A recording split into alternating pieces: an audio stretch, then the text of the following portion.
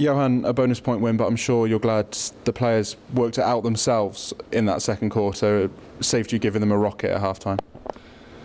Yeah, Tomo, obviously just massively relieved,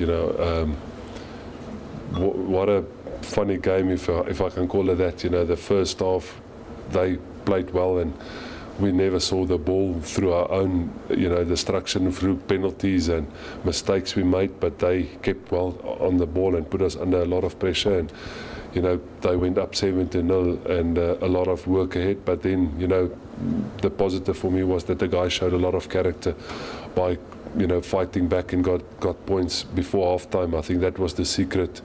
If you went further down, it would have been a massive mountain to climb. And then second half, I think we really started well, but then in the latter part of the second half, we almost chucked it away again by a lot of errors. There was kicking errors, there was defensive errors, and there was attacking errors, and we almost said, okay, but score quickly tries and let's make it a quite nerve ending. So for me, the main positive was, the fight back that we had, and then obviously some of the tries that we scored was great tries, but again, the inconsistency and is a concern, and then we have to be better if we want to compete at the highest level. And I guess scoring those 33 unanswered points in one go shows the quality that's in your side. Yeah, that it shows you what we can do with ball in hand if everybody is buying in and playing to what we can and look after the ball.